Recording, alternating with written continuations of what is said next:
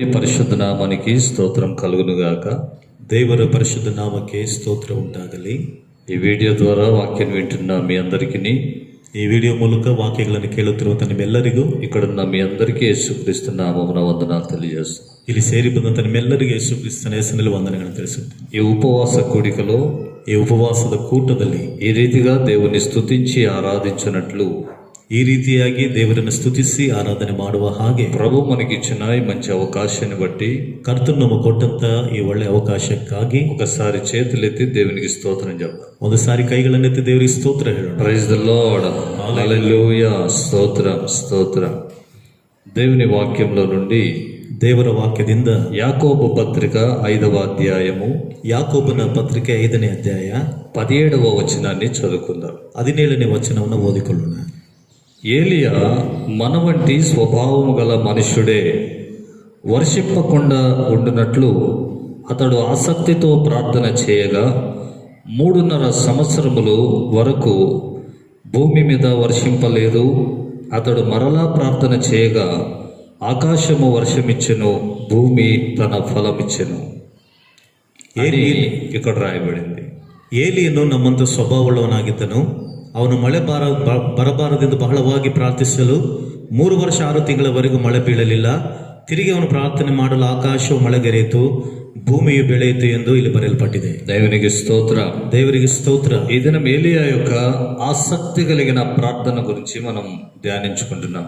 ಈ ದಿನದಲ್ಲಿ ಏಲಿಯನ ಆಸಕ್ತಿ ಉಳ್ಳ ಪ್ರಾರ್ಥನೆ ಕುರಿತಾಗಿ ಈ ದಿನ ನಾವು ಧ್ಯಾನ ಮಾಡಲಿಕ್ಕಿದ್ದೇವೆ.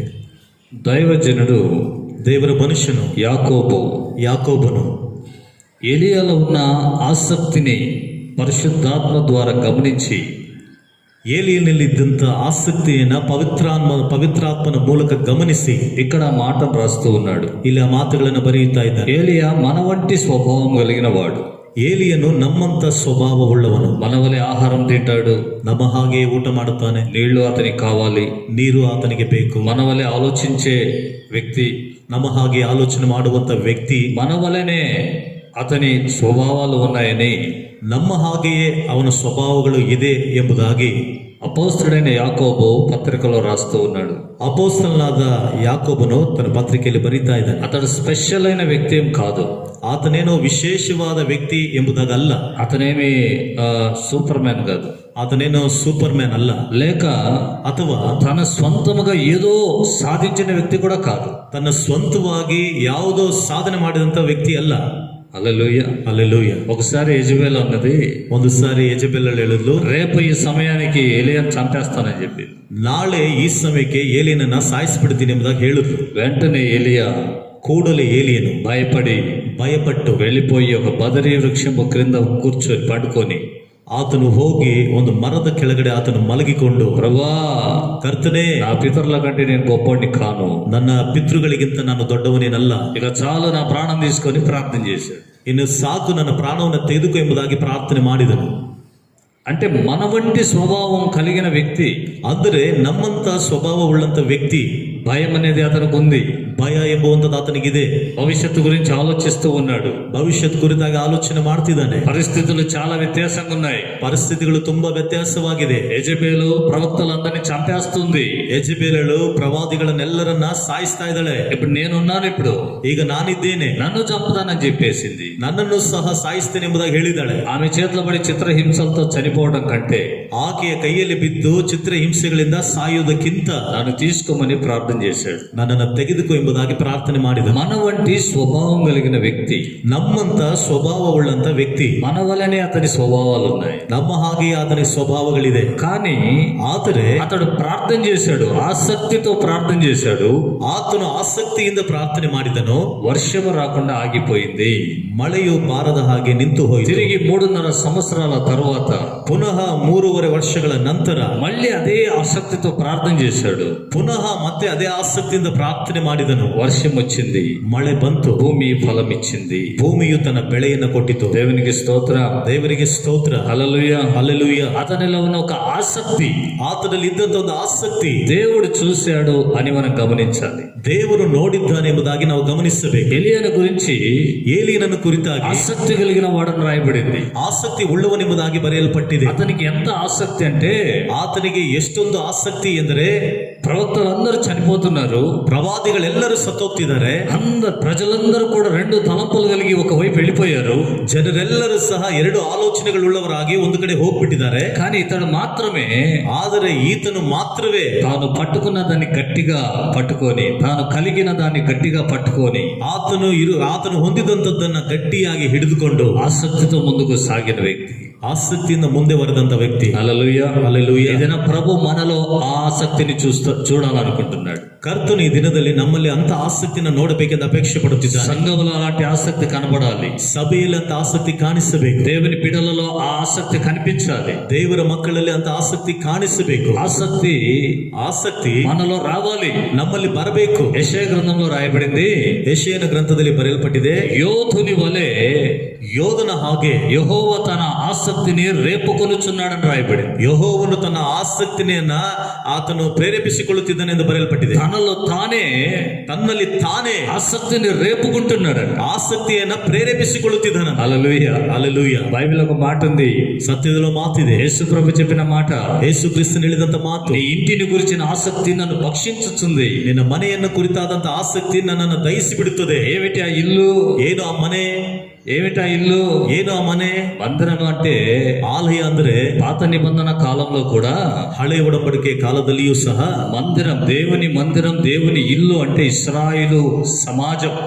ದೇವರ ಮನೆ, ದೇವರ ಆಲಯ ಅಂದ್ರೆ ಅದು ಇಸ್ರಾಯೇಲರ ದೇವರ ಸಮಾಜ. హెబ్రీ పత్రికలో రాయబడిన మాట ఏంటంటే, ಇಬ್ರಿಯ ಪತ್ರಿಕೆಯಲ್ಲಿ ಬರೆಯಲ್ಪಟ್ಟಂತ ಮಾತು ಏನಂದ್ರೆ 3వ అధ్యాయములో 3ನೇ ಅಧ್ಯಾಯದಲ್ಲಿ మోషేను గురించి రాసేటప్పుడు, ಮೋಶೆಯನ್ನು ಕುರಿತು ಬರೆಯುವಾಗ, మోషే దేవుని ఇల్లంతటిలో నమ్మకస్తుడు.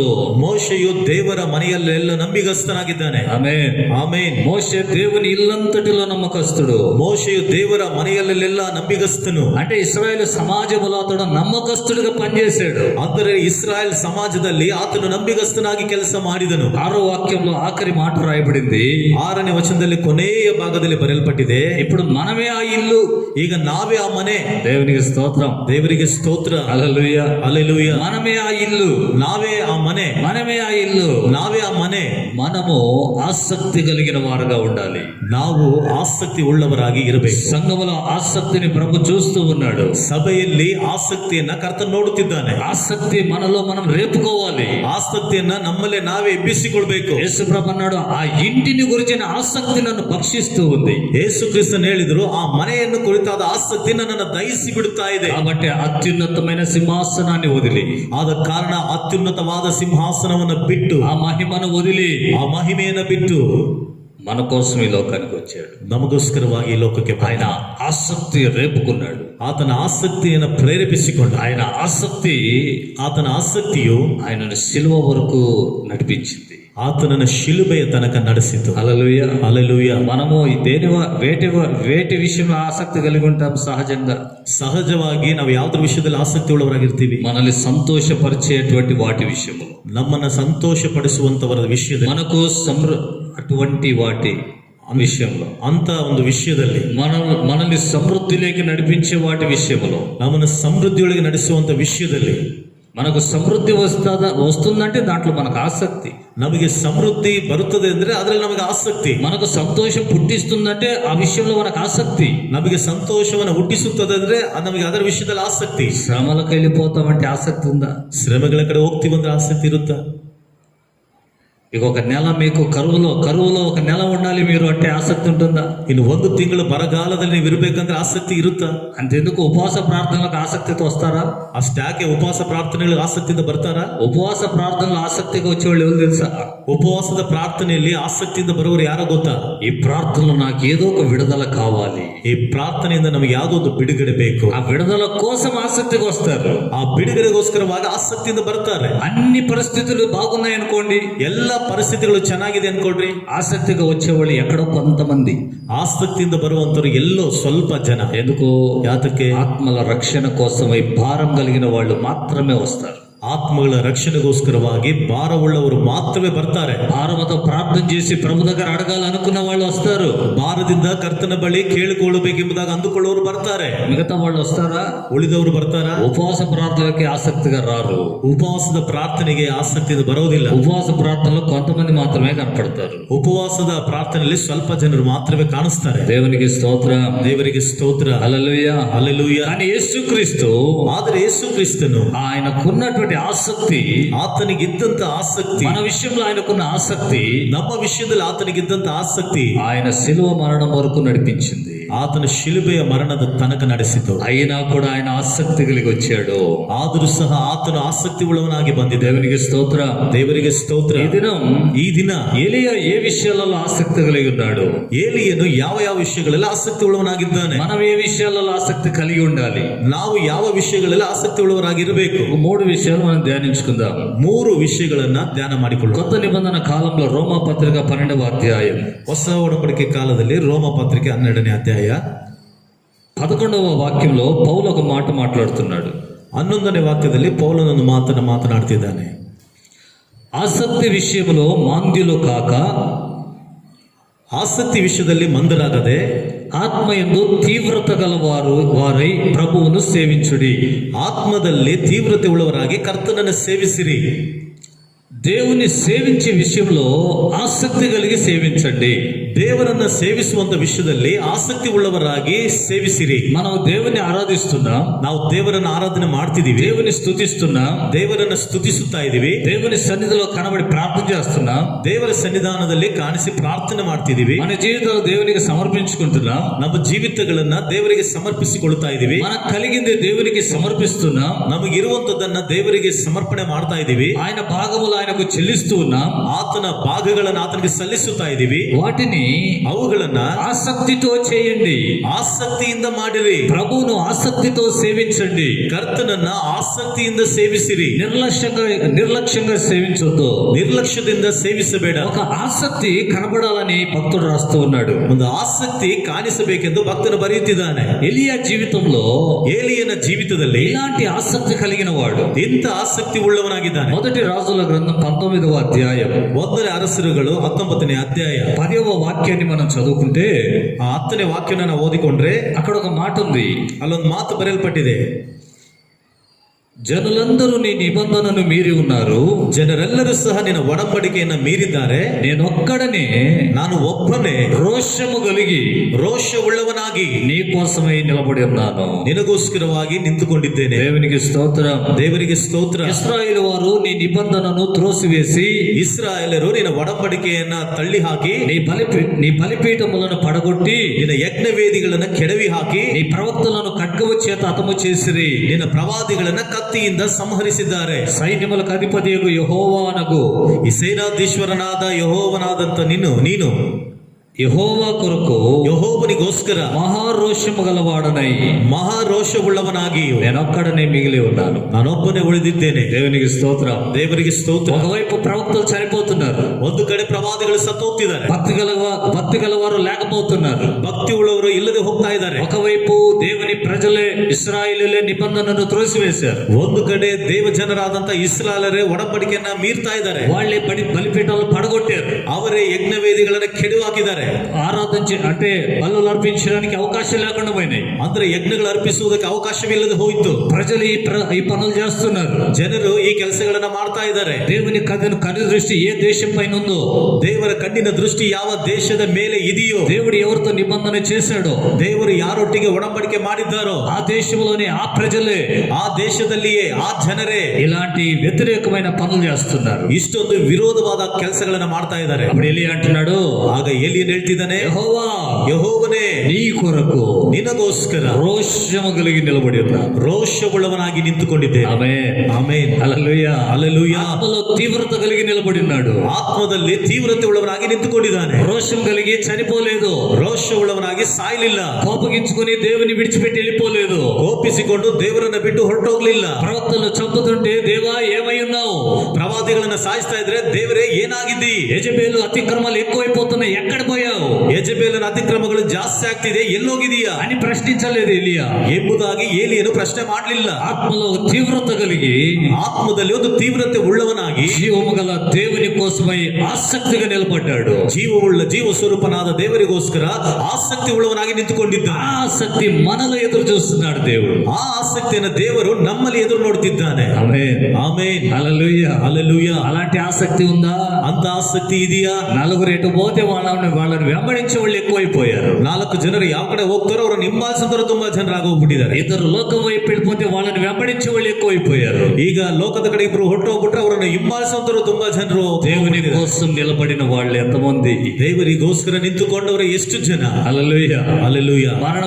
మరణము ఆవరిస్తూ ఉంది, ಮರಣವು ಆವರಿಸುತ್ತಾ ಇದೆ, భయం ఆవరిస్తూ ఉంది, ಭಯವು ಆವರಿಸುತ್ತಾ ಇದೆ. ప్రజలు చంపాలని చూస్తూ ఉన్నారు. ಜನರು ಸಾಯಿಸಬೇಕೆಂದು ನೋಡ್ತಾ ಇದ್ದಾರೆ. రాణి అయిన యెజబెలు చంపాలనుకుంటుంది. ರಾಣಿಯಾದಂತ ಯೆಜೆಬೇಲ್ ಸಾಯಿಸಬೇಕೆಂದು ಅಂದ್ಕೊಳ್ತಿದ್ದಾಳೆ. ఎలియా రోషం కలిగి నిలబడ్డాడు. ಏಲಿಯನು ರೋಷವುಳ್ಳವನಾಗಿ ನಿಂತುಕೊಂಡಿದ್ದಾನೆ. దేవునికి మహిమ కలుగును గాక. ದೇವರಿಗೆ ಮಹಿಮೆ ಉಂಟಾಗಲಿ. హల్లెలూయా. ಆಮೆನ್, ఆ ಹಲ್ಲೆಲೂಯಾ. రోషం, ఆ ఆసక్తి ಆ ರೋಷವು, ಆ ಆಸಕ್ತಿಯು ఈ దిన ప్రభు మనలో చూడాలనుకుంటున్నాడు. ಈ ದಿನ ಕರ್ತನು ನಮ್ಮಲ್ಲಿ ನೋಡಬೇಕೆಂದು ಇಷ್ಟಪಡುತ್ತಿದ್ದಾನೆ. ఎలియా కూడా మన వంటి స్వభావం కలిగిన వాడు. ಏಲಿಯನು ಸಹ ನಮ್ಮಂತ ಸ್ವಭಾವವುಳ್ಳವನೇ. అతడు కూడా భయం ఉంది, ಆತನಿಗೂ ಸಹ ಭಯ ಇದೆ. అతడు కూడా దేవుడు చెప్పినట్లుగా అక్కడక్కడ దాక్కుంటున్నాడు. ಆತನು ಸಹ ದೇವರು ಹೇಳಿದ ಹಾಗೆ ಅಲ್ಲಿ ಇಲ್ಲಿ ಬಚ್ಚಿಟ್ಕೊಳ್ತಾ ಇದ್ದಾನೆ. అరణ్యంలో ఒక దిన ప్రయాణం దూరం వెళ్ళిపోయి ಅರಣ್ಯದಲ್ಲಿ ಒಂದು ದಿನ ದೂರ ಪ್ರಯಾಣ ಮಾಡಿ ఒంటరిగా నిలిచి ಒಬ್ಬಂಟಿಗನಾಗಿ ನಿಂತು ఒంటరిగా కూర్చొని ఏడుస్తూ ఉన్నాడు. ಒಂಟಿಯಾಗಿ ಕೂತ್ಕೊಂಡು ಅಳ್ತಾ ಇದ್ದ. ప్రార్థన చేస్తున్నాడు. ಪ್ರಾರ್ಥನೆ ಮಾಡ್ತಿದ್ದಾನೆ. ప్రభు ఆమె చేతిలో నన్ను పడేయొద్దు, ಕರ್ತನೆ ಆಕೆ ಕೈಯಲ್ಲಿ ನನ್ನ ಬೀಳಿಸ್ಬೇಡ, నన్ను తీసుకో, ನನ್ನನ್ನು ತೆಗೆದುಕೋ. హల్లెలూయా.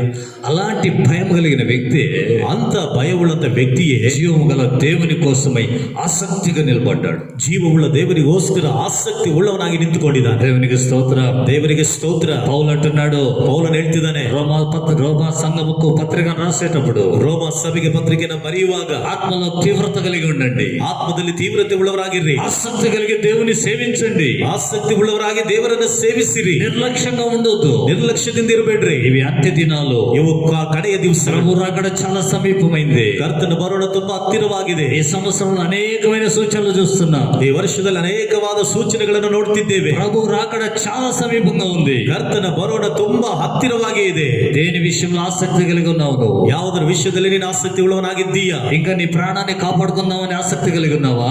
ಇನ್ನು ನಿನ್ನ ಪ್ರಾಣವನ್ನು ಕಾಪಾಡಿಕೊಳ್ಳಬೇಕೆಂದು ಆಸಕ್ತಿ ಉಳ್ಳವನಾಗಿದ್ದೀಯಾ? దేవుని విడిచి అయినను మంచి వాటిని అనుభవించాలని ఆసక్తి కలిగి ఉన్నావా? ದೇವರನ್ನ ಬಿಟ್ಟಾದ್ರೂ ಸಹ ಒಳ್ಳೆಯದನ್ನು ಅನುಭವಿಸಬೇಕೆಂದು ಆಸಕ್ತಿ ಉಳ್ಳವನಾಗಿದ್ದೀಯಾ? దేవునికి దూరంగా వెళ్ళిపోయి సంతోషం ఉండాలని ఒకవేళ శరీర సంబంధమైన ఆసక్తి కలిగి ఉన్నావా? ದೇವರಿಗೆ ದೂರವಾಗಿ ಹೋಗಿ ಶರೀರ ಸಂಬಂಧವಾದ ಕಾರ್ಯಗಳನ್ನು ನೆರವೇರಿಸಿಕೊಳ್ಳಬೇಕೆಂದು ಆಸಕ್ತಿ ಉಳ್ಳವನಾಗಿದ್ದೀಯಾ? ఎలియా అయితే ಏಲಿಯನಾದ್ರೆ జీవము గల దేవుని కోసం, ಜೀವ ಸ್ವರೂಪನಾದ ದೇವರಿಗೋಸ್ಕರ అతను అంటున్నాడు, నేను ఒక్కడనే మిగిలి ఉన్నాను. ಆತನು ಹೇಳ್ತಾ ಇದ್ದಾನೆ, ನಾನು ಒಬ್ಬನೇ ಉಳಿದಿದ್ದೀನಿ. దేవుడు అన్నాడు, ದೇವರು ಹೇಳಿದ್ರು, బయలుకు ముద్దు పెట్టుకోనని 7,000 మంది ప్రత్యేకంగా ఉన్నారు. ಬಾಳ ದೇವತೆಗೆ ನಾ ಮುದ್ದಿಡಬೇಕೆಂದು ఇడదే ಬಿಡದೆ ముద్దు పెట్టకుండా ఉన్న వాళ్ళు 7,000 మంది ఉన్నారు. ಮುದ್ದನ್ನ ಇಡದೇ ಇರುವಂತವರು 7,000 ಜನರಿದ್ದಾರೆ. బయలు దేవతకు నమస్కరించని వాళ్ళు నా కోసమే 7,000 మంది ఉన్నారు. ಬಾಳ್ ದೇವತೆಗೆ ನಮಸ್ಕಾರ ಮಾಡದಿದ್ದವರು 7,000 ಜನ ನನಗೋಸ್ಕರವಾಗಿದ್ದಾರೆ. ఎలియాకు అది తెలియదు, ಏಲಿಯನಿಗೆ ಅದು ಗೊತ್ತಿಲ್ಲ. కానీ ఎలియా అంటున్నాడు, నేను ఒక్కడిని. ಆದ್ರೆ ಏಲಿಯನ್ ಹೇಳ್ತಿದ್ದಾನೆ, ನಾನು ಒಬ್ಬನೇ. అంటే 7,000 మంది ఉన్నారనే ఆ తెలియకున్నా కూడా వాళ్ళు వాళ్ళు వాళ్ళు లేరనుకొని ಆ 7,000 ಜನರು ಇದ್ದಾರೆಂಬ ವಿಷಯ ಆತನು ತಿಳಿಯದಂತೆ, తెలియకున్నా ತಿಳಿಯದೇ ಇದ್ರು ఒక్కడైనా దేవుని కోసమే నిలబడ్డాడు. ಒಬ್ಬನೇ ಆದ್ರೂ ದೇವರಿಗೋಸ್ಕರ ನಿಂತ್ಕೊಂಡಿದ್ದಾನೆ. హల్లెలూయా. ಹಲ್ಲೆಲೂಯಾ. ఈ దినాలు ఎంతమంది దేవుణ్ణి అలా సేవిస్తున్నారు? ಈ ದಿನಗಳಲ್ಲಿ ಎಷ್ಟು ಜನರು ಆ ರೀತಿಯಾಗಿ ದೇವರನ್ನು ಸೇವಿಸುತ್ತಿದ್ದಾರೆ. ఆరాధనకు అవకాశం లేవు ఇంతకాలం. ಆರಾಧನೆ ಅವಕಾಶ ಇಲ್ಲದಂತ ದಿನಗಳಲ್ಲಿ ఇంతకాలం అవకాశం లేదు. ಎಷ್ಟು ಕಾಲ ಅವಕಾಶ ಇಲ್ಲ. అయినా ಆದರೂ నేను ఇంట్లో ఉండేనా నా దేవుని నేను సేవించాలి. ನಾನು ಮನೆಯಲ್ಲಿ ಇದ್ದಾದ್ರೂ ಸಹ ನಾನು ದೇವರನ್ನು ಸೇವಿಸಬೇಕು. నేను ఒంటరిగా ఉన్నా, ನಾನು ಒಟ್ಟಿಯಾಗಿದ್ರು నా కుటుంబం నాకు సహకారం చేయకపోయినా, ನನ್ನ ಕುಟುಂಬವು ನನಗೆ ಸಹಕಾರ ಮಾಡದೆ ಹೋದರು, ఎవరు నాతో లేకపోయినా, ಯಾರು ನನ್ನೊಂದಿಗೆ ಇಲ್ಲದೆ ಹೋದರು, నా దేవుని నేను ఆరాధన చేయాలి, ನನ್ನ ದೇವರನ್ನೇ ನಾನು ಆರಾಧನೆ నా ಮಾಡಬೇಕು, దేవుని నేను సేవించాలి. ನನ್ನ ದೇವರನ್ನೇ ನಾನು ಸೇವಿಸಬೇಕು. ఆసక్తి కలిగి జీవిస్తున్నావా? ಆ ಆಸಕ್ತಿಗಳು ನಾವು ಜೀವಿಸುತ್ತಿದ್ದೀಯಾ? చాలా బాధాకరమైన విషయాలు వింటున్నాం ఈ దినాల్లో. ತುಂಬಾ ಬಾಧಕರವಾದಂತ ವಿಷಯಗಳ ಈ ದಿನಗಳಲ್ಲಿ ಕೇಳ್ತಾ ಇದ್ದೀವಿ. కొంతమందికి ఫోన్ చేసి ప్రార్థన చేసుకున్నారంటే ప్రార్థన లేదు. ಸ್ವಲ್ಪ ಜನರಿಗೆ ಕರೆ ಮಾಡಿ ಪ್ರಾರ್ಥನೆ ಮಾಡ್ಕೊಂಡಿದ್ದಾರೆ ಅಂದ್ರೆ ಪ್ರಾರ್ಥನೆ ಇಲ್ಲ. 12 గంటలకు ఫోన్ చేసినా ప్రార్థన లేదు. 12 ಗಂಟೆಗೆ ಪ್ರಾರ್ಥನೆ ಮಾಡಿದ್ರು ಕರೆ ಮಾಡಿದ್ರು ಪ್ರಾರ್ಥನೆ ಇಲ್ಲ. 1 గంటకు ఫోన్ చేసినా ప్రార్థనలు లేవు. 1 ಗಂಟೆಗೆ ಕರೆ ಮಾಡಿದ್ರು ಸಹ ಪ್ರಾರ್ಥನೆಗಳಿಲ್ಲ. ఇటీవల ఒక ఆమెకు 3 గంటలకు ఫోన్ చేస్తే ఇంకా ప్రార్థన చేసుకోలేదంటుంది. ಇತ್ತೀಚೆಗೆ 3 ಗಂಟೆ ಫೋನ್ ಮಾಡಿದ್ರು ಬಾಕಿ ಪ್ರಾರ್ಥನೆ ಮಾಡ್ಕೊಂಡಿಲ್ಲ ಎಂಬುದಾಗಿ ಹೇಳ್ತೀವಿ. చాలా బాధాకరమైన విషయాలు ఇవి. ತುಂಬಾ ಬಾಧಕರವಾದಂತ ವಿಷಯಗಳು. ಏಲಿಯನು దేవునిని సేవించుటలో ఆసక్తి కలిగిన వాడు, ದೇವರನ್ನ ಸೇವಿಸುವುದರಲ್ಲಿ ಆಸಕ್ತಿ ಉಳ್ಳವನು. దేవునికి స్తోత్రం, ದೇವರಿಗೆ ಸ್ತೋತ್ರ. హల్లెలూయా, ಹಲ್ಲೆಲೂಯಾ. యెహోషువ అంటున్నాడు, ಯೆಹೋಶುವನು ಹೇಳ್ತಿದ್ದಾನೆ, మీరు ఎవరినైనా ఆరాధించుకోండి, ನೀವು ಯಾರನ್ನಾದ್ರೂ ಆರಾಧನೆ ಮಾಡ್ಕೊಳ್ರಿ, మీరు ఎవరిని సేవిస్తారో నాకు తెలియదు, ನೀವು ಯಾರನ್ನ ಸೇವಿಸುತ್ತೀರೋ ನನಗೆ ಗೊತ್ತಿಲ್ಲ, నేను నా ఇంటి వారు ನಾನು ನನ್ನ ಮನೆಯವರು యెహోవానే ఆరాధన చేస్తాం, ಯೆಹೋವನನ್ನೇ ಆರಾಧನೆ ಮಾಡಿ, యెహోవానే సేవించదము. ಯೆಹೋವನನ್ನೇ ಸೇವಿಸುವೆವು. నువ్వేం చేస్తున్నావు? ನೀನೇನ್ ಮಾಡ್ತಿದೀಯ? ఏలియను ఇంటి వారు కూడా లేరు, ఒక్కడే నిలబడ్డాడు. ಮನೆಯವರು ಸಹ ಇಲ್ಲ, ಒಬ್ಬನೇ ನಿಂತಿದ್ದಾನೆ. దేవునికి స్తోత్ర, ದೇವರಿಗೆ ಸ್ತೋತ್ರ. హల్లెలూయా, ಹಲ್ಲೆಲೂಯಾ. ఆసక్తి కలిగి దేవునిని సేవించాలని ప్రభు నిన్ను చూస్తూ ఉన్నాడు. ಆಸಕ್ತಿ ಉಳ್ಳನಾಗಿ ಕರ್ತನನ್ನು ಸೇವಿಸಬೇಕೆಂದು ಕರ್ತನನ್ನು ನೋಡುತ್ತಿದ್ದಾನೆ. రెండవ విషయం, ಎರಡನೇ ವಿಷಯ, 1 కొరింథీయులకు రాసిన పత్రిక 1ನೇ ಕೊರಿಂಥದವರಿಗೆ ಬರೆದ ಪತ್ರಿಕೆ 15వ అధ్యాయము 15ನೇ ಅಧ್ಯಾಯ 58వ వాక్యం, 58ನೇ ವಚನ. ಆದುದರಿಂದ ನನ್ನ ಪ್ರಿಯ ಸಹೋದರರೇ, ಸ್ಥಿರಚಿತ್ತರಾಗಿಯೂ ನಿಶ್ಚಲರಾಗಿಯೂ ಇರ್ರಿ, స్థిరులను కదలని వారుగా ఉండండి. ನೀವು ఆ, ಕರ್ತನ ಸೇವೆಯಲ್ಲಿ ಪಡುವ ಪ್ರಯಾಸವು మీ ప్రయాసము ప్రభువునందు వ్యర్థము కాదని ఎరిగి ನಿಷ್ಫಲವಾಗೋದಿಲ್ಲವೆಂದು ತಿಳಿದು ಕರ್ತನ ಕೆಲಸವನ್ನು ಯಾವಾಗಲೂ ಅತ್ಯಾಸಕ್ತಿಯಿಂದ ಮಾಡುವವರಾಗಿರಿ. దేవునికి స్తోత్రం, ದೇವರಿಗೆ ಸ್ತೋತ್ರ. ప్రభు యొక్క పనులను, ప్రభు యొక్క కార్యాభివృద్ధి యందు ఎప్పటికీ ఆసక్తులై ఉండండి. ಕರ್ತನ ಸೇವೆಯಲ್ಲಿಯೂ ಕರ್ತನ ಒಂದು ಪ್ರಯಾಸದಲ್ಲಿ ಯಾವೊಂದಿಗೂ ಸಹ ಆಸಕ್ತಿ ಉಳ್ಳವರಾಗಿರ್ರಿ. ప్రభు పనికి ఆసక్తి కలిగి ఉండండి. ಕರ್ತನ ಕೆಲಸಕ್ಕೆ ಆಸಕ್ತಿ ಉಳ್ಳವರಾಗಿರ್ರಿ. దేవునికి స్తోత్రం. ದೇವರಿಗೆ ಸ್ತೋತ್ರ. ಏಲಿಯನು దేవుని పని చేయటంలో ఆసక్తి కలిగిన వాడు, ದೇವರ ಕೆಲಸವನ್ನು ಮಾಡುವುದರಲ್ಲಿ ಆಸಕ್ತಿ ಉಳ್ಳವನು. మనం ఎలాంటి ఆసక్తి కలిగి ఉన్నాం? ನಾವು ಎಂತ ಆಸಕ್ತಿ ಉಳ್ಳವರಾಗಿದ್ದೀವಿ? దేవుని పనిలో మనకు ఎలాంటి ఆసక్తి ఉంది? ದೇವರ ಕೆಲಸದಲ್ಲಿ ನಮಗೆ ಎಂತ ಆಸಕ್ತಿ ಇದೆ? మన శరీరం సహకరించినా సహకరించకపోయినా, ನಮ್ಮ ಶರೀರವು ನಮಗೆ ಸಹಕಾರ ಮಾಡಿದ್ರೆ ಸಹಕಾರ ಮಾಡದೆ ಹೋದ್ರು, మనం ప్రభు పనిలో ఆసక్తి కలిగి ఉన్నామా? ನಾವು ಕರ್ತನ ಕೆಲಸದಲ್ಲಿ ಆಸಕ್ತಿ ಉಳ್ಳವರಾಗಿದ್ದೇವಾ? పౌలును బట్టి గమనించండి. ಪೌಲನ ನಿಮಿತ್ತವಾಗಿ ಗಮನಿಸಿರಿ. అతనికి కళ్ళ జబ్బులంట, ಆತನಿಗೆ ಕಣ್ಣಿನ ಒಂದು ರೋಗ. నాకు ఒక ముళ్ళు ఉందంటున్నాడు. ನನಗೆ ಒಂದು ಮುಳ್ಳು ಇದೆ ಎಂಬುದಾಗಿ ಹೇಳ್ತಿದ್ದಾನೆ. దేవుడు అన్నాడు, నా కృప నీకు చాలు అన్నాడు. ದೇವರು ಹೇಳಿದ್ರು, ನನ್ನ ಕೃಪೆ ನಿನಗೆ ಸಾಕು. మళ్ళీ ప్రార్థన చేయలేదు, ఇంకా మళ్ళీ ముళ్ళుది ప్రభు అని ప్రార్థన చేయలేదు. ಪುನಃ ಆತನು ನನ್ನ ಮುಳ್ಳನ್ನ ತೆಗಿ ಕರ್ತನೆ ಎಂಬುದಾಗಿ ಪ್ರಾರ್ಥನೆ ಮಾಡಲಿಲ್ಲ. ముందు చేశాడు. దేవుడు అన్నాడు, నా కృప నీకు చాలు. ಮೊದಲು ಪ್ರಾರ್ಥನೆ ಮಾಡಿದ, ದೇವರು ಹೇಳಿದ್ರು, ನನ್ನ ಕೃಪೆ ನಿನಗೆ ಸಾಕು. ఆ కృపతోనే, ಆ ಕೃಪೆಯಿಂದಲೇ తన శరీర బలహీనత అయినా, ತನ್ನ ಶರೀರದ ಬಲಹೀನತೆ ಇದ್ರು, మిగతా లోపాలు అతనికి ఆవరించిన, ಉಳಿದಂತ ಲೋಪಗಳು ಅವನನ್ನು ಆವರಿಸಿಕೊಂಡಿದ್ರು, కృపను ఆధారము చేసుకొని ಕೃಪೆಯನ್ನ ಆಧಾರ ಮಾಡಿಕೊಂಡು దేవుని సేవలో ముందుకు సాగాడు పౌలు. ದೇವರ ಸೇವೆಯಲ್ಲಿ ಮುಂದೆ ಬರೆದನು ಪೌಲನು. హల్లెలూయా, హల్లెలూయా. ఇప్పుడు ఎలియా కూడా అలాగే, ಈಗ ಏಲಿಯನು ಸಹ ಹಾಗೆ దేవుని పనిలో ఆసక్తి కలిగిన వాడు, ದೇವರ ಕೆಲಸದಲ್ಲಿ ಆಸಕ್ತಿ ಉಳ್ಳವನು. దేవుడు అన్నాడు, ದೇವರು ಹೇಳಿದ್ರು, నీ వెళ్ళిపోయి ನೀನು ಹೊರಟೋಗಿ 3.5 సంవత్సరాలు ఆకాశం నుండి వర్షం రాదని ప్రకటించు అన్నాడు. 3.5 ವರ್ಷಗಳ ಕಾಲ ಆಕಾಶದ ಮಳೆ ಬರುವುದಿಲ್ಲ ಎಂಬುದಾಗಿ ನೀನು ಪ್ರಕಟಿಸಿ ಎಂಬುದಾಗಿ ಹೇಳಿದನು. ఇప్పుడు ఎలియా వెళ్ళిపోయాడు. ಈಗ ಏಲಿಯನು ಹೊರಟೋದನು, ప్రకటించేశాడు. హల్లెలూయా. ಹಲ್ಲೆಲೂಯಾ. యాకోబు అన్నాడు, ಯಾಕೋಬನು ಹೇಳಿದ, ఆసక్తితో ప్రార్థించాడు, ಆಸಕ್ತಿಯಿಂದ ಪ್ರಾರ್ಥನೆ ಮಾಡಿ ఆసక్తితోనే ప్రకటించాడు, ಆಸಕ್ತಿಯಿಂದಲೇ ಪ್ರಕಟಿಸಿದನು. హల్లెలూయా. ಹಲ್ಲೆಲೂಯಾ. మనం అక్కడ ఆలోచన చేయాలి. ನಾವೆಲ್ಲ ಆಲೋಚನೆ ಮಾಡಬೇಕು. ఎందుకని? ಯಾತಕ್ಕಾಗಿ? వర్షం రాదంటే కరువు వస్తుందని అర్థం. ಮಳೆ ಬರೋದಿಲ್ಲ ಅಂದ್ರೆ ಬರಗಾಲ ಬರುತ್ತದೆ ಎಂಬುದು ಅರ್ಥ కాదా? ಅಲ್ವಾ? వర్షం, ఆకాశం మోయబడిందంటే వర్షం లేదు. ಆಕಾಶವು ಮುಚ್ಚಲ್ಪಟ್ಟಿದಂದ್ರೆ ಮಳೆ ಇಲ್ಲ. ఆకాశమే మోయబడితే పంట లేదు. ಆಕಾಶವೇ ಮುಚ್ಚಲ್ಪಟ್ರೆ ಬೆಳೆ ಇಲ್ಲ. ప్రజలు ఏం చేశారు ఇప్పుడంటే, డ్యాములు కట్టి కొంచెం 1 సంవత్సరం వరకు నీళ్లు సరఫరా చేసుకుంటున్నారు పంటల కోసమై. ಈಗ ಜನರು ಏನ್ ಮಾಡ್ಕೊಳ್ತಾ ಇದ್ದಾರೆ ಅಂದ್ರೆ, ಡ್ಯಾಮ್ಗಳನ್ನ ಕಟ್ಟಿ 1 ವರ್ಷದ ಮಟ್ಟಿಗೆ ಆ ನೀರನ್ನ ಅವರು ಅದನ್ನ ಇದ್ ಮಾಡ್ಕೊಂತಾ ఇದ್ದಾರೆ. వాళ్ళ కోసమే అనుకూలంగా పెట్టుకున్నారు. ಅವ್ರಿಗೋಸ್ಕರವಾಗಿ ಆ ಅನುಕೂಲವಾಗಿ ಮಾಡ್ಕೊಳ್ತಾ ఆ ಇದ್ದಾರೆ. దినాల్లో ఏ డ్యాములు ఉన్నాయి? ಆ ದಿವಸಗಳಲ್ಲಿ ಯಾವ ಡ್ಯಾಮ್ಗಳಿತ್ತು? లేవు కదా. ಇಲ್ವಲ್ಲ. వర్షం రావాలి, ప్రభు వర్షాన్ని కురిపించాలి, వీళ్ళు పంట పండించుకోవాలి, తినాలి. ಕರ್ತನು ಮಳೆಯನ್ನು ಸುರಿಸಬೇಕು, ಇವರು ಆ ಮಳೆಯಿಂದಲೇ ಅವ್ರ ಬೆಳೆಯನ್ನು ಬೆಳೆಸ್ಕೊಳ್ಬೇಕು. దేవునికి స్తోత్రం. ದೇವರಿಗೆ ಸ್ತೋತ್ರ. ఇప్పుడు దైవజనుడి దగ్గరికి ఒక ప్రకటన వచ్చింది, నువ్వు వెళ్ళి అలాగన ప్రకటించు. ಈಗ ದೇವರ ಮನುಷ್ಯನ ಬಳಿಗೆ ಒಂದು ಪ್ರಕಟಣೆ ಬಂತು, ನೀನು ಈ ರೀತಿಯಾಗಿ ಪ್ರಕಟಿಸು. ಎಲಿಯ పోయి ಏಲಿಯನು ಹೋಗಿ ఆ ప్రకటనను ఆసక్తిగా ప్రకటించేశాడు. ಆ ಪ್ರಕಟಣೆಯನ್ನ ಆಸಕ್ತಿಯಿಂದ ಪ್ರಕಟಿಸಿದನು. ఆలోచన ఏంటి? ಆಲೋಚನೆ ಮಾಡ್ರಿ. కరువు వస్తుంది, ಬರಗಾಲ ಬರುತ್ತದೆ. ఆ కరువు వచ్చితే ఎలియా ఏం తింటాడు? ಆ ಬರಗಾಲ ಬಂದ್ರೆ ಏನ್ ತಿಂತಾನೆ? ఎలియా ఏం తింటాడు? ಎಲಿಯನು ಏನ್ ತಿಂತಾನೆ? ప్రకటించడం గొప్ప విషయం కాదు, ಪ್ರಕಟಿಸುವುದು ದೊಡ್ಡ ವಿಷಯವೇನಲ್ಲ కదా ಅಲ್ವಾ? సంఘాన్ని క్షమించడం పెద్ద విషయం కాదు. ಸಭೆಯನ್ನ ಶಪಿಸುವುದು ದೊಡ್ಡ ವಿಷಯವನ್ನ. కొంతమంది ఉంటారు, ಸ್ವಲ್ಪ ಜನ ಇರ್ತಾರೆ, మీరు ఇలా చేస్తే పాడైపోతారు, ನೀವ್ ಈ ರೀತಿ ಮಾಡಿದ್ರೆ ಹಾಳಾಗೋಗ್ತೀರಾ, మీరు అట్లయిపోతారు, ನೀವು ಹಂಗಾಗೋಗ್ತೀರಾ, మీరు గనక నేను చెప్పినట్టు వినకపోతే మీరు ఎట్లయిపోతారు ఇట్లయిపోతారు అని చెప్పేస్తాను. ನೀವೇನಾದ್ರು ನಾನು ಹೇಳಿದ ಪ್ರಕಾರ ಮಾಡದಲ್ಲಿದ್ರೆ ಕೇಳ್ದಲ್ಲಿದ್ರೆ ನೀವು ಹಂಗೋಗ್ತೀರಾ ಹಿಂಗೋಗ್ತೀರಾ ಅಂತ ಹೇಳ್ತಾರೆ. సంఘం అలాగ అయిపోతే నీ బతుకేంటి? ಸಭೆ ಆ ರೀತಿ ಆಗೋದ್ರೆ ನಿನ್ನ ಬದುಕೇನು? ఏంటి? ಏನು? సంఘం పాడైపోయింది అనుకో, ಸಭೆ ಹಾಳಾಗೋದ್ರೆ సేవకుడు ఏం చేస్తాడు? ಸೇವಕರು ಏನ್ ಮಾಡ್ತಾರೆ? ఉంటాడా? ಇರ್ತಾರ? పోతాడు అంతే. ಹೋಗ್ತಾರಷ್ಟೇ. సైన్యం పోతే రాజు ఏం చేస్తాడు? ಸೈನ್ಯ ಹೋದ್ರೆ ಅರಸನ್ ಏನ್ ಮಾಡ್ತಾನೆ? వాడు కూడా పోతాడు. ಅವನು ಸಹ ಹೋಗ್ತಾನೆ. హల్లెలూయా. ಅಲ್ಲೆಲ್ಲೂಯ್ಯ. ఆలోచన చేయండి. ಆಲೋಚನೆ ಮಾಡ್ರಿ. ఇప్పుడు ఎలియా ప్రకటించాడు, ಈಗ ಏಲಿಯನು ಪ್ರಕಟಿಸಿದನು, తాను కరువులో పడిపోతున్నాడు. ఇప్పుడు ಈಗ ಅವನು ಬರಗಾಲದಲ್ಲಿ ಬಿದ್ದು ಹೋಗ್ತಿದ್ದಾನೆ. కానీ ఒక్క మాట అయినా ఒక్క ఆలోచన అయినా అలాంటివి చేసుకోకుండా, ಆದರೆ ಒಂದು ಆಲೋಚನೆ ಆದ್ರೂ ಅಂತವುಗಳನ್ನ ಮಾಡಿಕೊಳ್ಳದೆ, ప్రభువా ಕರ್ತನೆ వర్షం రాదంటే నా బతికేంటి? ಮಳೆ ಬರೋದಿಲ್ಲ ಅಂತ ಹೇಳಿದ್ರೆ ನನ್ನ ಬದುಕೇನು? నాకు పోషించే వాళ్ళు ఎవరు? ನನ್ನನ್ನು ಪೋಷಿಸುವವರು ಯಾರು? మరి నా పరిస్థితి ఏంటి? ಮತ್ತೆ ನನ್ನ ಪರಿಸ್ಥಿತಿ ಏನು? ఒక్క మాట అయినా చెప్పకుండా ಒಂದು ಮಾತನಾದ್ರೂ ಸಹ ಮಾತನಾಡದೆ ప్రకటించాడు, ಪ್ರಕಟಿಸಿದ. ఇందులో ఏం కనపడుతుంది?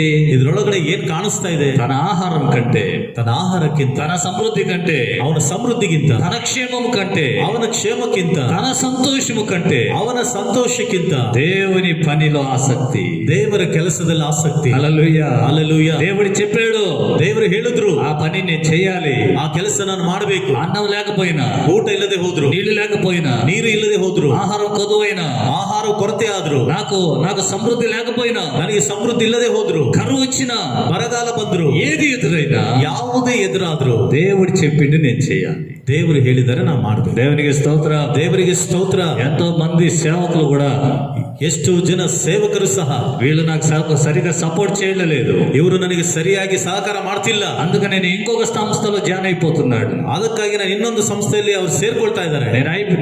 నేను పలానా సంస్థలో ఆత్మీకంగా ఉన్నాను, ನಾನು ಇಂತಹ ಸಂಸ್ಥೆಯಲ್ಲಿ ಆತ್ಮಿಕವಾಗಿದ್ದೇನೆ. ఒకడు చెప్పిన మాట ఇది, ಒಬ್ರು ಹೇಳಿದಂತ ಮಾತಿದು. నేను ఇక్కడ ఉన్నాను, ನಾನು ಇಲ್ಲಿದ್ದೀನಿ, వాడు సపోర్ట్ చేయలే, ಅವರು ನನಗೆ ಸಹಕಾರ ಮಾಡ್ಲಿಲ್ಲ, బ్రదర్లో జాయిన్ అయ్యాను అన్నాడు. ಬ್ರದರನಲ್ಲೇ ನಾನು ಸೇರ್ಕೊಂಡಿದ್ದೀನಿ. చూడండి, ನೋಡ್ರಿ. హల్లెలూయా. ಹಲ್ಲೆಲೂಯಾ. హల్లెలూయా. హల్లెలూయా. పరిస్థితులు ఏదైనా, ಪರಿಸ್ಥಿತಿಗಳು ಏನೇ ಆಗಿದ್ರು ఆ దేవుని పని నేను చేయాలి, ನನ್ನ ದೇವರ ಕೆಲಸ ನಾನು ಮಾಡಬೇಕು. నా దేవుడు నాకు అప్పగించింది నేను జరిగించాలి, ನನ್ನ ದೇವರು ನನಗೆ ಒಪ್ಪಿಸಿದ್ದನ್ನು ನಾನು ನೆರವೇರಿಸಬೇಕು. ఆ పనిలో ಆ ಕೆಲಸದಲ್ಲಿ ఒక ఆసక్తి, ಒಂದು ಆಸಕ್ತಿ. హల్లెలూయా. ಹಲ್ಲೆಲೂಯಾ. ఏలియాలో కనబడతా ఉంది, ಏಲಿಯನಲ್ಲಿ ಕಾಣಿಸುತ್ತಾ ಇದೆ. ఏలియాలో కనబడతా ఉంది. ಏಲಿಯನಲ್ಲಿ ಕಾಣಿಸುತ್ತಾ ಇದೆ. తన ఆహారం గురించి యోచన చేయలేదు, ಅವನ ಆಹಾರದ ಕುರಿತಾಗಿ ಯೋಚನೆ ಮಾಡಲಿಲ್ಲ. దేవుని పని, ದೇವರ ಕೆಲಸ ఇది దేవుని పని, ಇದು ದೇವರ ಕೆಲಸ.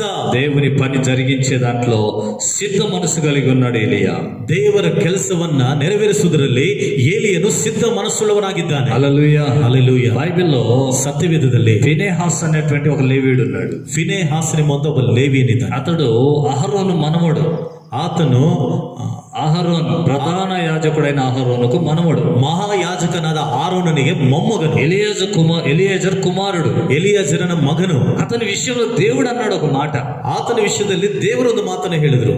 ఈ ఫినెహాసు, ಈ ಫಿನೆಹಾಸನು తన దేవుని యందు ఆసక్తి కలిగిన వాడు, ತನ್ನ ದೇವರಲ್ಲಿ ಆಸಕ್ತಿ ಉಳ್ಳವನು. సంఖ్యాకాండం 25వ అధ్యాయం ಅರಣ್ಯಕಾಂಡ 25ನೇ ಅಧ್ಯಾಯ 13వ వాక్యం, 13ನೇ ವಾಕ್ಯ. అక్కడ రాయబడిన మాట, ಅಲ್ಲಿ ಆ ಮಾತು ಬರೆಯಲ್ಪಟ್ಟಿದೆ. ఏలైనగా ಹೇಗಂದ್ರೆ అతడు తన దేవుని విషయమందు ఆసక్తి గలవాడు. ಆತನು ತನ್ನ ದೇವರ ವಿಷಯದಲ್ಲಿ ಆಸಕ್ತಿ ಉಳ್ಳವನು. ఏం చేశాడు ఈ ఫినెహాస్ అంటే, ಏನ್ ಮಾಡಿದಾನೆ ಈ ಫಿನೆಹಾಸನ್ ಅಂದ್ರೆ 11వ వచనంలో 11ನೇ ವಚನದಲ್ಲಿ ఈ ఇశ్రాయేలు ప్రజల మధ్య ఒక కార్యం జరిగింది. ఈ ఇశ్రాయేల్ జన మధ్యದಲ್ಲಿ ಒಂದು ಕಾರ್ಯ ನಡೆದಿದೆ. వేరే స్త్రీని తీసుకొని వచ్చి వ్యభిచారం చేస్తున్నారు. ಬೇರೆ ಒಂದು ಸ್ತ್ರೀಯನ್ನು ಕರ್ಕೊಂಡು ಬಂದು ಅಲ್ಲಿ ವ್ಯಭಿಚಾರ ಮಾಡ್ತಿದ್ದಾನೆ. దాన్ని చూసి దేవుడు ఓర్వలేకుండా ఉన్నాడు. ಅದನ್ನ ದೇವರು ನೋಡಿ ಸಹಿಸಲಿಕ್ಕೆ ಆಗದೆ ಹೋದನು.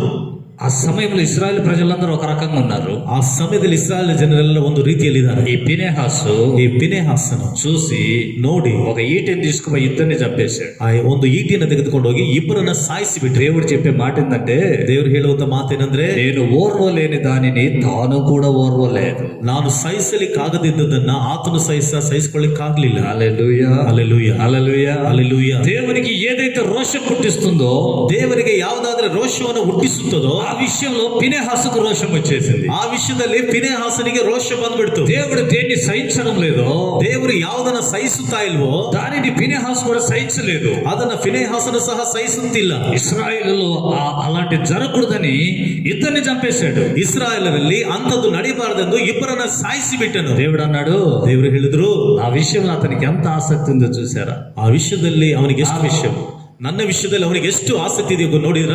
తన దేవుని విషయంలో అతని ఆసక్తిని గమనించారా? ತನ್ನ ದೇವರ ವಿಷಯದಲ್ಲಿ ಅವನ ಆಸಕ್ತಿಯನ್ನು ಗಮನಿಸಿದ್ರ? వాడికున్న ఆసక్తిని బట్టి ಅವನಿಗಿದ್ದಂತ ಆಸಕ್ತಿ ನಿಮಿತ್ತವಾಗಿ యాజకత్వం వాళ్లకు నిత్య నిబంధనగా ఇచ్చేస్తుంది. ಯಾಜಕ ಸೇವೆಯನ್ನ ಅವರಿಗೆ ಶಾಶ್ವತವಾಗಿ ಕೊಟ್ಟು ಬಿಡ್ತೀನಿ. దేవునికి స్తోత్ర. ದೇವರಿಗೆ ಸ್ತೋತ್ರ. ఒక సేవకుడు, ఒక పాస్టర్ దేవుని పని చేసేవాడుగా ఉండాలంటే, ಒಬ್ಬ ಸೇವಕನು, ಒಬ್ಬ ಪಾಸ್ಟರ್ ದೇವರ ಕೆಲಸವನ್ನು ಮಾಡುವಂತವನಾಗಿ ಇರಬೇಕಂದ್ರೆ వ్యభిచారమును ద్వేషించేవాడై ఉండాలి. ವ್ಯಭಿಚಾರವನ್ನ ದ್ವೇಷ ಮಾಡುವಂತವನಾಗಿರ್ಬೇಕು. అలాగని మిగతా పాపాలు ప్రేమించమని కాదు. ಆ ರೀತಿ ಅಂತ ಉಳಿದ ಪಾಪಗಳನ್ನ ಪ್ರೀತಿ ಮಾಡ್ರಿ ಎಂಬುದಾಗಲ್ಲ. టోటల్ గా పాపమును ద్వేషించేవాడై ఉండాలి. ಒಟ್ಟಾರೆ ಪಾಪವನ್ನೆಲ್ಲ ದ್ವೇಷ ಮಾಡುವಂತವನಾಗಿರ್ಬೇಕು. దేవుడు పాపాన్ని సహించడు.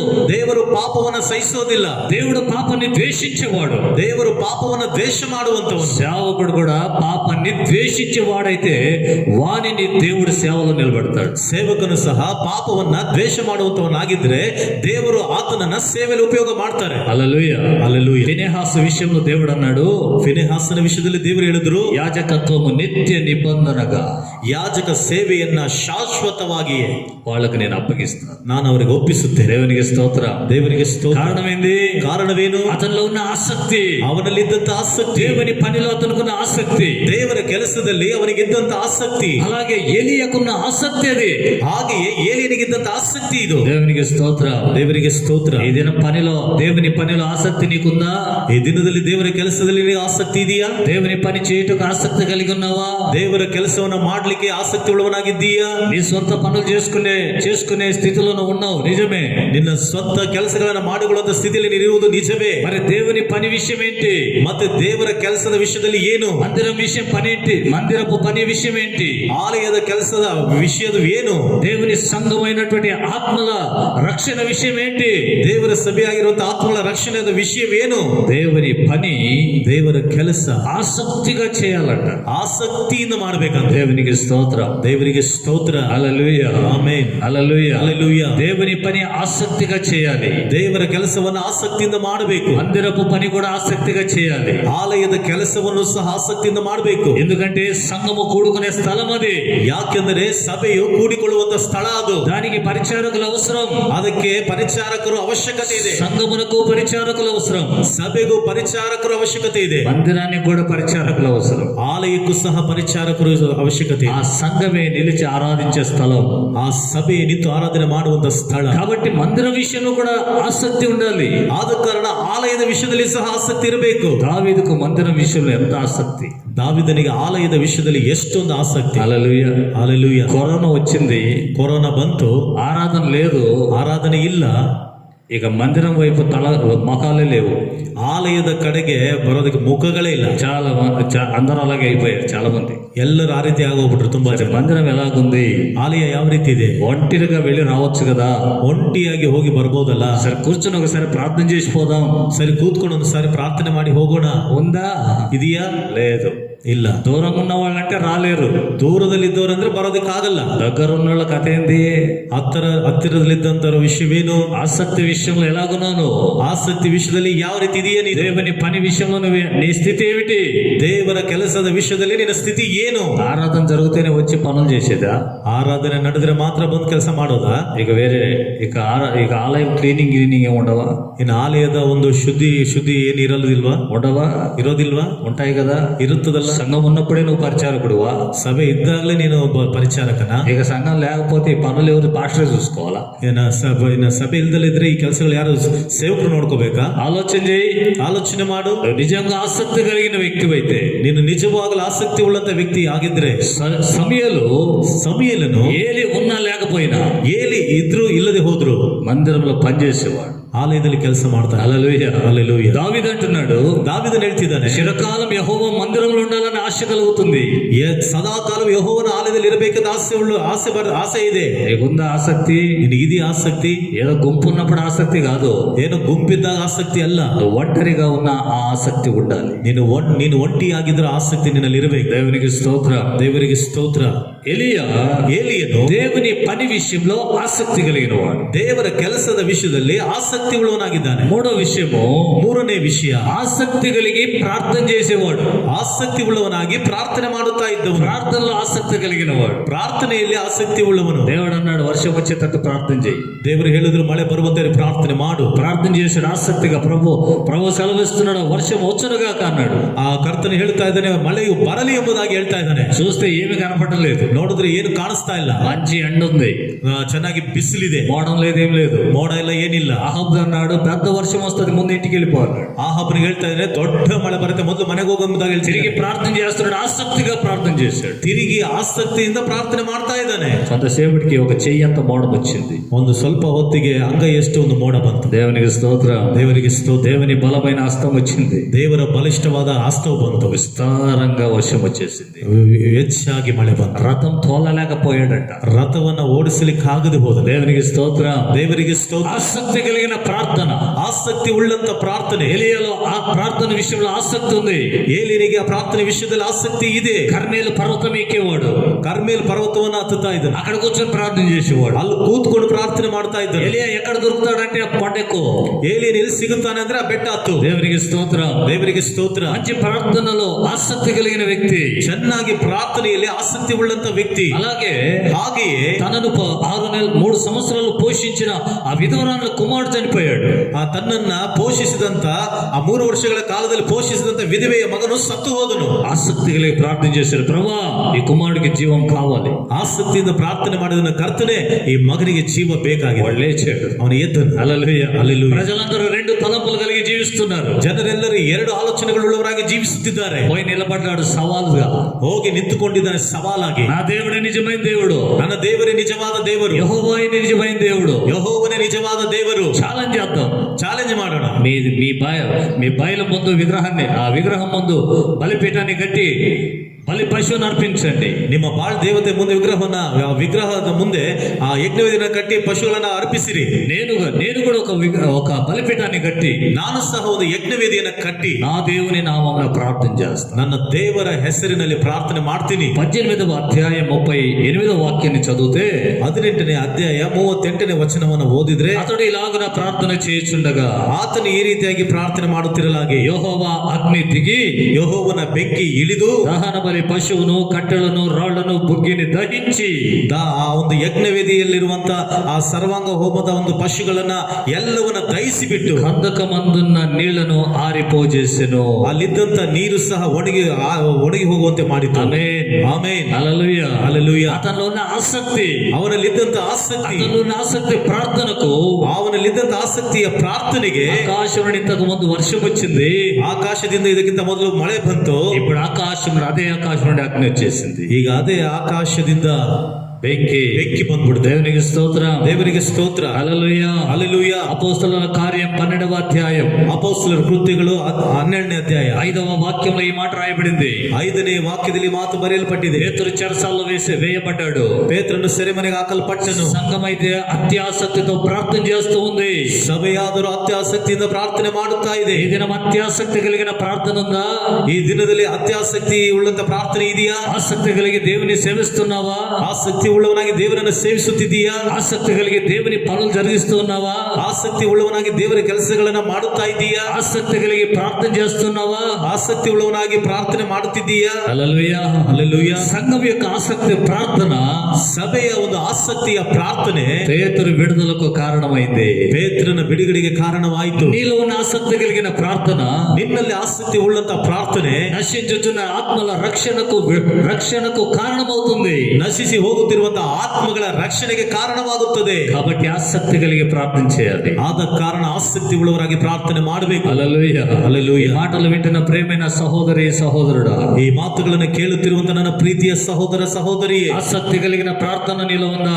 ಆಸಕ್ತಿ ಉಳ್ಳದ ಪ್ರಾರ್ಥನೆ ನಿನ್ನಲ್ಲಿದೆಯಾ? ఎలియాలో 3 విషయాలు మనం గమనించుకున్నాం. ಏಲಿಯನಲ್ಲಿ 3 ವಿಷಯಗಳನ್ನು ನಾವು ಗಮನಿಸಿಕೊಂಡಿದ್ದೇವೆ. అతడు దేవుని సేవించటం ఎంతో ఆసక్తి కలిగిన వాడు. ಆತನು ದೇವರನ್ನು ಸೇವಿಸುವುದರಲ್ಲಿ ಆಸಕ್ತಿ ಉಳ್ಳವನಾಗಿದ್ದಾನೆ. దేవుని పనులు జరిగించటం ఎంతో ఆసక్తి కలిగిన వాడు. ದೇವರ ಕೆಲಸಗಳನ್ನು ಮಾಡುವುದರಲ್ಲಿ ಆಸಕ್ತಿ ಉಳ್ಳವನಾಗಿದ್ದಾನೆ. అలాగే దేవుని సన్నిధిలో ప్రార్థించిన దాంట్లో ఆసక్తి కలిగిన వాడు. ಹಾಗೆಯೇ ದೇವರ ಸನ್ನಿಧಾನದಲ್ಲಿ ಪ್ರಾರ್ಥನೆ ಮಾಡುವುದರಲ್ಲಿ ಆಸಕ್ತಿ ಉಳ್ಳವನಾಗಿದ್ದಾನೆ. ఆ ఆసక్తి నీలో ఉందా?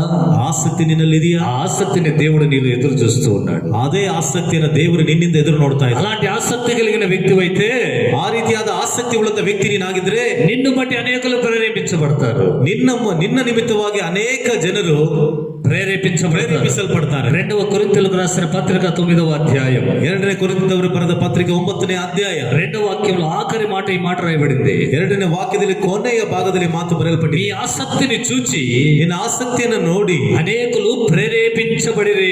ಅನೇಕ ಜನರು ಪ್ರೇರೇಪಿಸಲ್ಪಟ್ಟರು. ఆమేన్. ಹಲ್ಲೆಲೂಯಾ. ಹಲ್ಲೆಲೂಯಾ. వారిలో ఉన్న ఆసక్తి, ಅವರಲ್ಲಿದ್ದಂತ ಆಸಕ್ತಿ పరిశుద్ధుల కొరకు వారు డబ్బును కూడబెట్టించారట. ಪರಿಶುದ್ಧರಿಗೋಸ್ಕರ ಅವರ ಹಣವನ್ನು ಕೂಡಿಸಿ ಕೊಟ್ರಂತೆ. హల్లెలూయా. ಹಲ್ಲೆಲೂಯಾ. సపోర్ట్ చేస్తున్నారు, కొంతమందికి హెల్ప్ చేస్తున్నారు. ಸ್ವಲ್ಪ ಜನರಿಗೆ ಅವರು ಸಹಾಯ ಮಾಡ್ತಾ ಇದ್ದಾರೆ. సహాయపు ధనాన్ని సేకరించి ఇస్తూ ఉన్నారు. ಸಹಾಯದ ಹಣವನ್ನ ಶೇಖರಿಸಿ ಕೊಡ್ತಾ ಇದ್ದಾರೆ. అలాగే దెస్సలోనిక సంఘం కూడా చేస్తుంది. ಹಾಗೆ ಥೆಸಲೋನಿಕ ಸಭೆಯವರು ಮಾಡ್ತಿದ್ದಾರೆ. ఫిలిప్పీ కొలస్సీ సంఘాలు కూడా చేస్తున్నాయి. ಕೊಲಸ್ಸೆ ಸಭೆಯವರು ಸಹ ಮಾಡ್ತಾ ಇದ್ದಾರೆ. ఇలాంటి సంగతులు చూసి ಇಂಥ ವಿಷಯಗಳನ್ನ ನೋಡಿ ఇతరులు ప్రేరేపించబడ్డారట. ಇತರರು ಪ್ರೇರೇಪಿಸಲ್ಪಟ್ಟರಂತೆ. నీవు చేసిన పని, ನೀನು ಮಾಡಿದ ಕೆಲಸ ఇతరులకు మాదిరిగా ఉండాలి. ಇತರರಿಗೆ ಮಾದರಿಯಾಗಿ ಇರಬೇಕು. నీలో ఉన్న ఆసక్తి ನಿನ್ನಲ್ಲಿದ್ದಂತ ಆಸಕ್ತಿ ఇతరులను కూడా ప్రేరేపించాలి. ಇತರರನ್ನು ಸಹ ಪ್ರೇರೇಪಿಸಬೇಕು. నువ్వే మూలలో కూర్చోంటే ఇంకొకటి ప్రేరేపించబడతాడు. ನೀನೇ ಮೂಲೆಯಲ್ಲಿ ಕೂತ್ಕೊಂಡಿದ್ರೆ ಇನ್ನೊಬ್ಬ ಹೇಗೆ ಪ್ರೇರೇಪಿಸಲ್ಪಡ್ತಾನೆ? మందిరంలో పనిచేసి నువ్వే మూలలో కూర్చుంటే, ಮನೆ ಸಭೆ ಆಲಯದಲ್ಲಿ ಕೆಲಸ ಮಾಡುವಂತ ನೀನೇ ಮೂಲೆಯಲ್ಲಿ ಕೂತ್ಕೊಂಡಿದ್ರೆ, మందిరంలో పనిచేసే పరిచారకులే మూలలో కూర్చుంటే, ಆಲಯದಲ್ಲಿ ಕೆಲಸ ಮಾಡುವಂತ ಪರಿಚಾರಕರ ಮೂಲೆಯಲ್ಲಿ ಕೂತ್ಕೊಂಡಿದ್ರೆ, వాళ్ళే పక్కన పోతే ಅವರ ಪಕ್ಕಕ್ಕೆ ಹೋದ್ರೆ ఇంకొకడు కూడా వస్తాడు.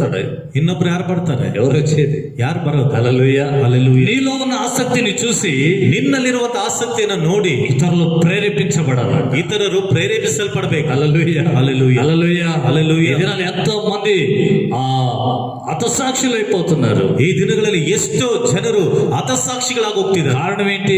ಕಾರಣವೇನು? సిలువలో యేసు ప్రభు చూపించిన ఆసక్తి అది. ಶಿಲುಬೆಯಲ್ಲಿ ಯೇಸು ಕ್ರಿಸ್ತನು ತೋರಿಸಿದಂತ ಆಸಕ್ತಿ ಇದು. ఆయన వెంబడించినటువంటి అపోస్తలులలో ఉన్న ఆసక్తి, ಆತನನ್ನ ಹಿಂಬಾಲಿಸಿದಂತ ಅಪೊಸ್ತಲರಲ್ಲಿ ಇದ್ದಂತ ಆಸಕ್ತಿ. అలాగే క్రైస్తవ మిషనర్లు ఎంతో మంది ప్రాణార్పణములు చేశారు. ಹಾಗೆ ಕ್ರೈಸ್ತ ಮಿಷನರಿಗಳು ಎಷ್ಟೋ ಜನರು ತಮ್ಮ ಪ್ರಾಣಗಳನ್ನು ಅರ್ಪಿಸಿದ್ದಾರೆ. వారిని చూసి వచ్చిన ఆసక్తి ఇది.